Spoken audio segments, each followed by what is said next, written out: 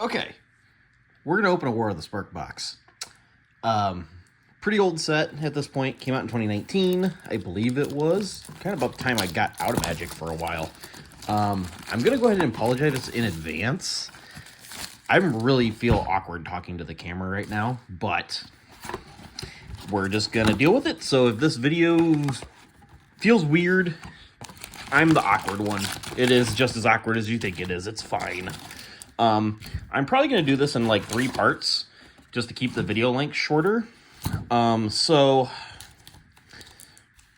I kind of mixed up which ones go where. But anyways, we're going to do this in 3 parts. I'm going to, each one of these rows of packs are going to be a part. Anyways, here's our first stack. War of the Spark.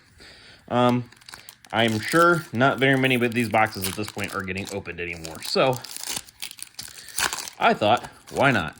I got a good deal on the box on, well, I got a handful of these boxes actually. So, and for those that may be newer to Magic, in the more recent years, especially with like the, what are they called? The Universe Beyond sets that are out now. Maybe a lot of people out there didn't get to really play during this time. So, for those of you that didn't get to experience it, maybe you'll get to kind of see it now. But anyways, there's not a ton of value in this set, I don't think. The gimmick to it really was the Planeswalker in every pack, which, I mean, is still kind of cool, I think. There's some, even in the uncommon slot, there's some interesting Planeswalkers that are niche playable, I guess you could say.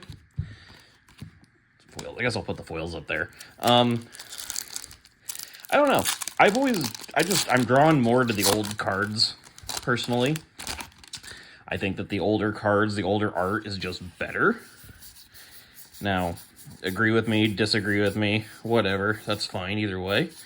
I don't know. It's just me. It's probably partially nostalgia because this is the time period when I just played a lot more Magic than what I do even now. I took about a 6-year hiatus about the time this came out. Till about 6 years after that. It was 5 to 6 years-ish is when I just kind of picked it back up again.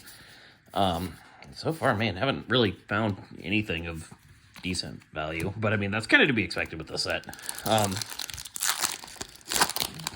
Try and find something kind of cool in here, but...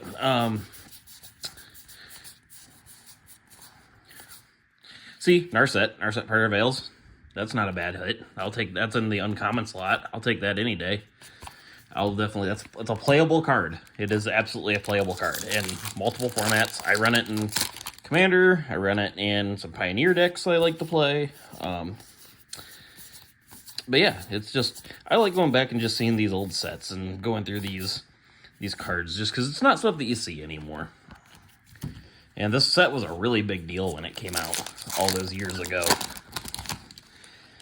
The third set that came out after the other Ravnica sets that came out, Ravnica Allegiance and Ravnica, or Guilds of Ravnica is the other one. There's a god. Divine Strike. Ooh, almost knocked the camera over there. Told you, I'm bad at this. I'm very bad at this, but that's okay. Why am I doing this? Well, I kind of wanted to do a YouTube channel for a while. I did one many years ago and kind of gave up on it. And almost, oh, there we go. That used to be a big deal. I don't know if it really still is, but that is a hit right there. This card is always a great one. There was a big deal in the set when it first came out, especially in Modern. The Tron deck's running around playing this guy. It's a very interesting time.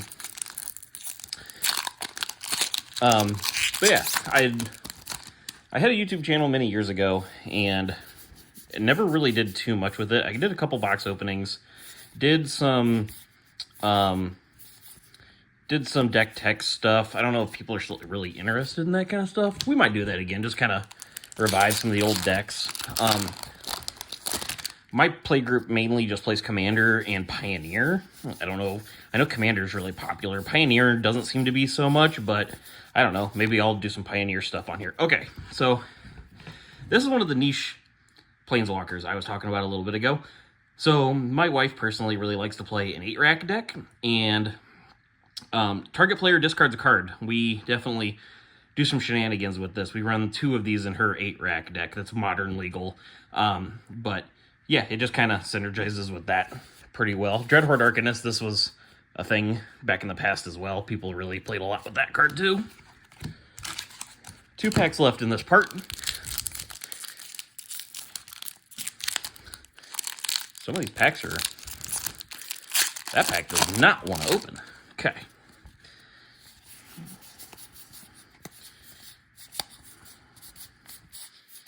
And Bullets of Citadel. That was...